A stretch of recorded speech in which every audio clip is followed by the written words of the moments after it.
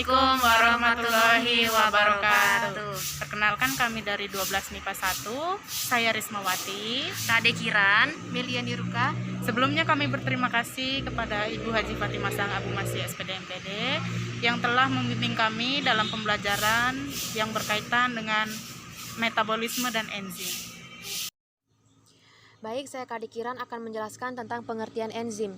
Enzim adalah biomolekul berupa protein yang berfungsi sebagai katalis dalam suatu reaksi kimia organik. Energi yang diperlukan oleh enzim di dalam reaksi kimia sangat kecil sehingga berfungsi menurunkan energi aktivitas. Kemudian, kandungan yang terkandung pada sampah adalah ekoenzim. Enzim ini dihasilkan dari sampah organik yang berasal dari kulit buah atau sisa-sisa sayuran.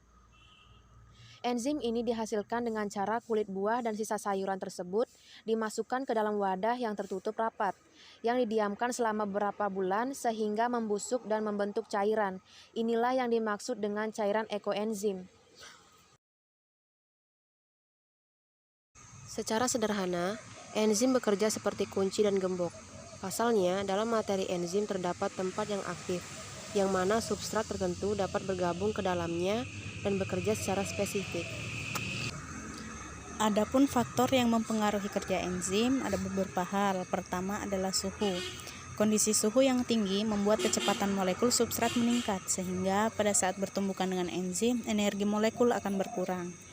Faktor kedua adalah pH. Enzim akan berubah bentuknya dan menyebabkan denaturasi enzim bila kondisi asam dan basa di sekitar molekul berubah. Pada dasarnya, setiap enzim memiliki pH optimum. Ketiga adalah aktivator dan inhibitor. Dengan adanya molekul aktivator, kerja enzim akan jauh lebih mudah.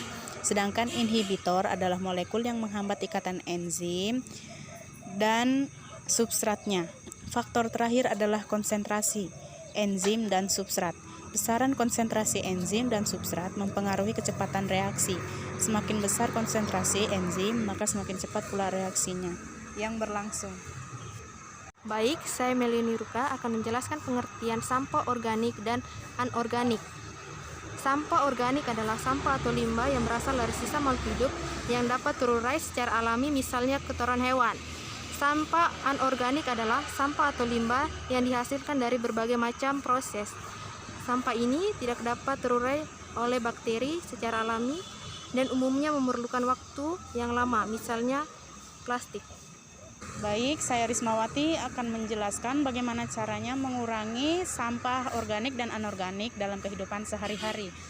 Untuk mengurangi sampah ini biasanya dilakukan pengelolaan, misalnya pada sampah organik yang terdiri dari kotoran sapi yang dibiarkan membusuk dalam beberapa waktu dan dijadikan pupuk. Sedangkan untuk mengurangi sampah anorganik biasanya dibakar atau dijadikan kerajinan.